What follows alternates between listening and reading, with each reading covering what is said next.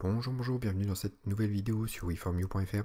Aujourd'hui, on fait la deuxième partie de la vidéo concernant le publipostage Word. Donc, on avait créé 50 lettres lors de la première partie et on va devoir créer les enveloppes pour pouvoir mettre nos lettres à l'intérieur. Donc ces enveloppes devront être personnalisées forcément en fonction des lettres que l'on doit mettre dedans. Alors c'est parti, donc on part tout de suite sur un fichier Word complètement vide, donc une page blanche, et je vais enclencher un publipostage directement. Donc je vais aller dans le publipostage, et donc je vous disais lors de la première partie, hein, je zappe toujours les deux premiers boutons, je vais faire ce que je dis, je vais démarrer directement la fusion et le publipostage, et je vais pouvoir créer un format d'enveloppe. Tout de suite il va me demander quel format d'enveloppe je veux créer. Donc après ça dépend ce que vous achetez finalement comme format d'enveloppe. Donc moi je vais prendre le format d'enveloppe standard, hein, le 110 par 220, ça représente une feuille A4 coupée en pliée en 3 plutôt.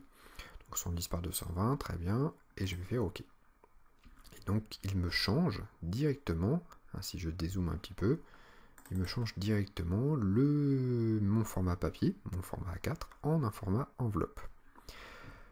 Quand j'affiche les caractères non imprimables, donc si je vais dans Accueil et que j'affiche les petits symboles, hein, donc les caractères non imprimables, ce qu'on appelle, on voit qu'il y a deux zones finalement pré-créées. Donc on a une première zone en haut à gauche qui va être finalement l'expéditeur, et il y a une zone au milieu qui est une zone de texte en fait, qui représente l'emplacement du futur destinataire. Donc pour l'expéditeur, c'est quelque chose de fixe. Donc ça, vous pouvez très bien le créer directement. Donc je vais écrire que c'est weformyou qui écrit, weformyou.fr.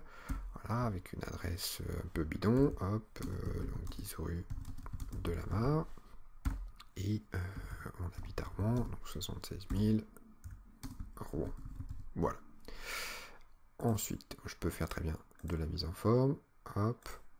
On va faire ça comme ça, on va le mettre un petit peu en grisé, ça marche, et avec une police un petit peu plus sympa sur le nom du site. Voilà, je peux très bien même insérer un logo, donc je vais aller faire insérer une image.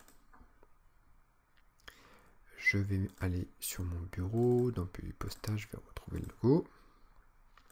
Voilà, je vais pouvoir le rétrécir. Si jamais je veux pouvoir le déplacer à volonté, je change l'habillage. Le petit pont, je vais le mettre sur le dernier, donc devant le texte. Ça me permet de rétrécir vraiment comme je veux mon logo et de le déplacer aussi réellement comme je veux. Tiens, je pourrais même le mettre au-dessus, donc je vais passer une ligne avant le weformyou, et comme ça je vais pouvoir le remettre par-dessus. Hop. Et ici on est pas mal. Impeccable. Ensuite, au niveau du destinataire, donc là je retourne dans la partie publipostage. Je n'ai fait que démarrer la fusion et publipostage pour pouvoir changer le format. Il faut toujours le relier avec le tableau Excel. Donc je sélectionne les destinataires, je vais utiliser une liste existante. Donc c'est la même que dans la première partie. Donc je retrouve mon fichier Excel et je refais ouvrir. C'était bien sur la feuille facture. OK. Ça m'active tous les petits boutons derrière, donc je pense que c'est bien parti. Si jamais je fais modifier la liste des destinataires, je retrouve du coup tout mon tableau, avec toujours les problèmes de date, etc. Pour ça, ça marche.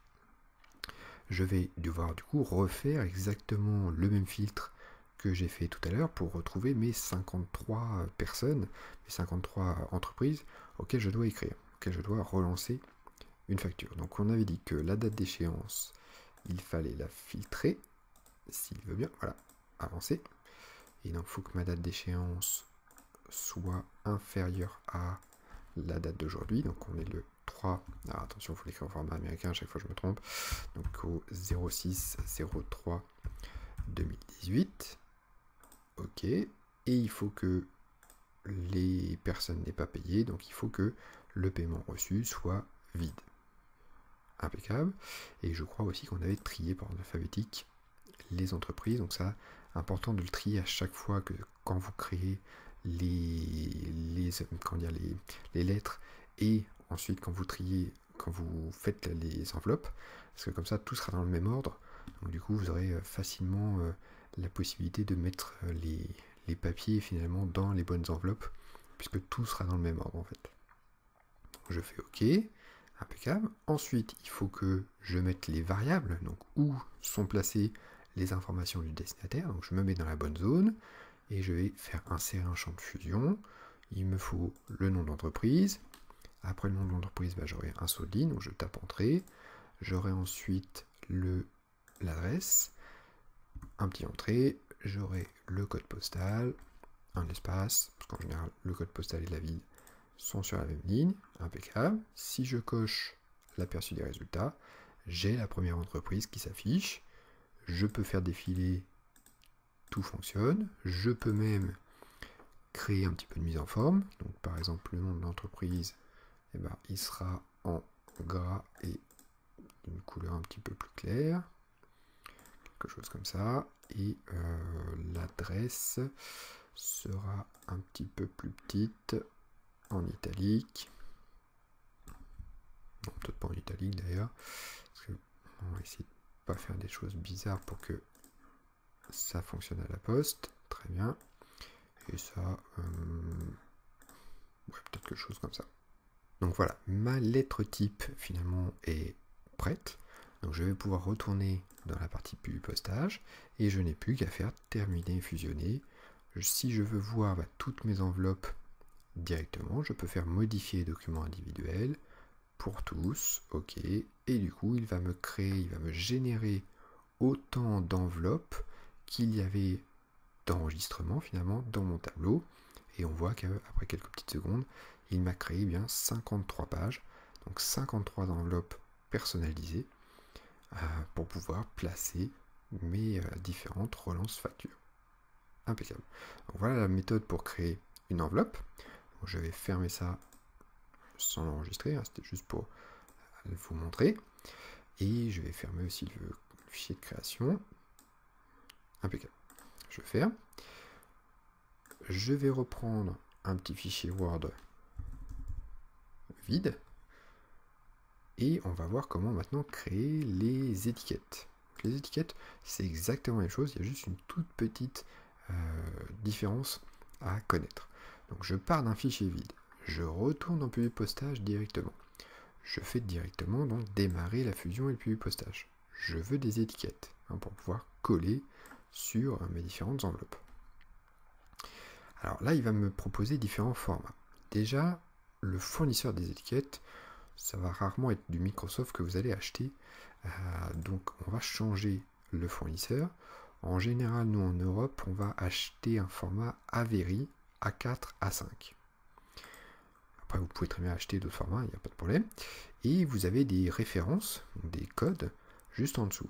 Donc là, par exemple, chaque référence a des dimensions bien précises. Donc par exemple, cette référence-là, ça me ferait une étiquette d'une hauteur de 2,39 sur une largeur de 9 cm. Donc en fait, tout simplement, cette référence-là, en général, elle est marquée sur le paquet. Quand vous achetez vos étiquettes, vous allez avoir un code de référence qui est écrit sur le paquet. Si jamais vous ne trouvez pas le code de référence sur votre paquet et dans Word, vous ne trouvez pas la correspondance, dans ce cas-là, il faut créer une nouvelle étiquette, et puis tout simplement avec un double décimètre, vous mesurez et vous rentrez les chiffres de votre étiquette, et lui va pouvoir générer le document en conséquence. Donc j'annule ça. Moi je vais aller créer un format déjà préenregistré. Alors je sais que dans les C quelque chose, on a voilà, des formats carte de visite. Donc ils font 5,4 sur 8,5. Ça peut être pas mal. Donc voilà, il y a différents formats qui sont à peu près identiques d'ailleurs. Et puis ça me plaît bien, un format 5,4 sur 8,5. Ok, très bien. Du coup, qu'est-ce que ça me crée? Ça me crée en fait un tableau vide, finalement un tableau un peu transparent. Ce qui est à noter, du coup, c'est que les cases sont au bon format, la bonne dimension par rapport à votre format d'étiquette. Et surtout, ce qui est à noter aussi, c'est que il n'y a besoin de faire que la première étiquette en haut à gauche. Les autres vont se générer automatiquement. Donc il suffit de faire finalement le modèle de l'étiquette type en haut à gauche. Donc c'est parti, on a fait juste démarrer la fusion, on va faire le deuxième bouton, on va le relier au tableau Excel, donc on va utiliser une liste existante. Je repars sur le bureau, puis postage, et c'était sur mon fichier base facture, et sur la feuille facture. Ok. Du coup, il me crée des petits codes, enregistrement suivant. Alors ça, faut pas s'en inquiéter. Ce sont des codes pour lui, en fait. C'est pour qu'il se dise, sur la deuxième étiquette, il faut tout simplement que je passe une ligne dans le tableau Excel. Vous voyez, forcément, on a la première étiquette, ensuite, tu passes une ligne dans le tableau Excel, on aura la deuxième, on aura la troisième, etc.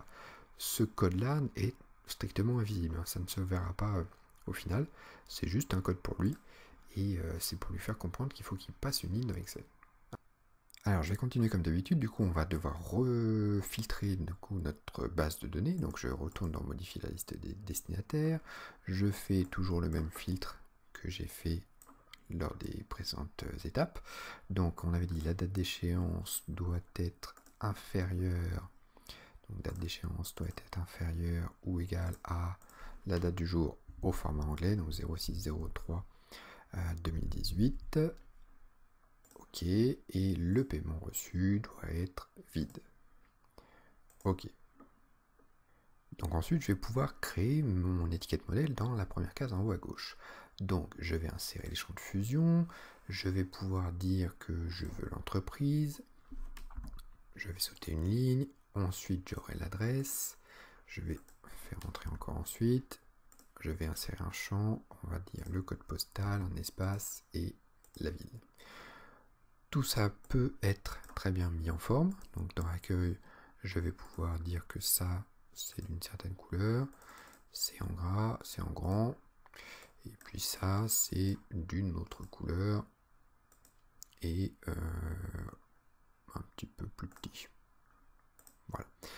Je vais pouvoir centrer aussi tous les textes, donc verticalement dans la case, donc pour ça, je vais prendre tout mon tableau, donc je vais faire un clic sur les 4 flèches en haut à gauche.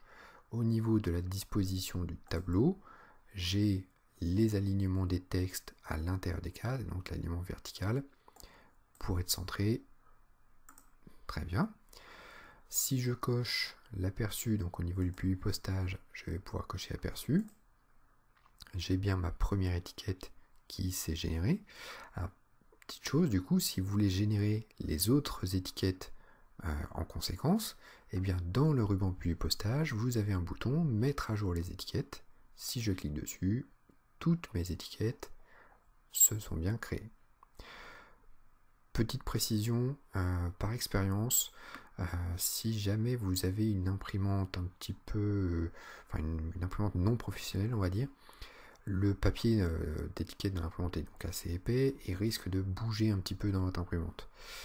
Moi ça m'est déjà arrivé et du coup j'avais les premières lettres de mes étiquettes qui en fait sortaient de l'étiquette et du coup ça allait pas du tout au niveau de l'impression. Donc moi je vous conseille de créer une petite marge. Donc pareil, je vais créer ma marge dans la première étiquette. Donc tout simplement j'attrape mes lignes, je déplace un petit peu mon carré du sablier pour créer un peu de marge sur la gauche. Je remets à jour les étiquettes et du coup ma marge sur la gauche se répercute sur toutes les étiquettes. Voilà. Dès que vous avez des modifications à faire, pensez à le faire uniquement dans la première étiquette en haut à gauche et ensuite à mettre à jour.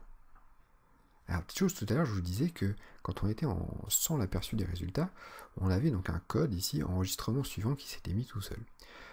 Donc ça, c'est pour lui faire comprendre qu'il faut qu'il passe une autre ligne dans le tableau Excel. Petite remarque, du coup, c'est que si jamais je voulais, par exemple, 2 étiquettes par entreprise, par destinataire, eh bien, je pourrais tout simplement supprimer un enregistrement suivant sur 2. C'est-à-dire, par exemple, les 2 premières concernent la même entreprise. Ensuite, je passe une ligne dans mon tableau Excel, et donc ici, je vais supprimer l'enregistrement suivant, le code enregistrement suivant, sur toutes mes cases de droite, par exemple. Voilà, et ça, je supprime. Du coup, quand je recoche aperçu, eh bien, je vois que j'ai bien 2 étiquettes par destinataire. ou ça pourrait être complètement toute une planche complète hein, si vous enlevez tous les enregistrements suivants. Et hop, aucun problème là-dessus. Voilà, donc mon postage est terminé, on va dire. Donc on va pouvoir générer toutes les planches d'étiquettes. Donc terminer, fusionner, modifier les documents individuels pour tous. Et du coup, il va me générer un fichier, donc étiquette 1, dans lequel il y aura plusieurs planches d'étiquettes. Là, il m'en a créé 14 carrément, mais elles sont bien personnalisées à chaque fois. Donc voilà, j'imprime, donc je place forcément mon papier d'étiquette dans l'imprimante, et puis j'imprime tout ça, et tout devrait bien se passer. Voilà, on s'arrête là pour la deuxième partie de la vidéo concernant le puits du postage. Je vous invite à vous abonner à la chaîne YouTube. N'hésitez pas à me dire si vous avez des envies de formation autres par la suite. Et puis moi je vous dis à bientôt pour une prochaine vidéo.